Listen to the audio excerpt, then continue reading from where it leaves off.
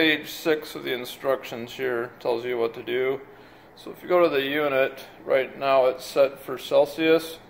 So if I press button fast, it's blinking. Go over here, hold this one for 5 seconds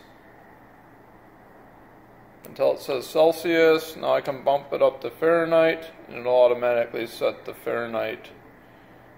If I want to go back to Celsius, again just press quick while it's blinking, hold the upper one for 5 seconds.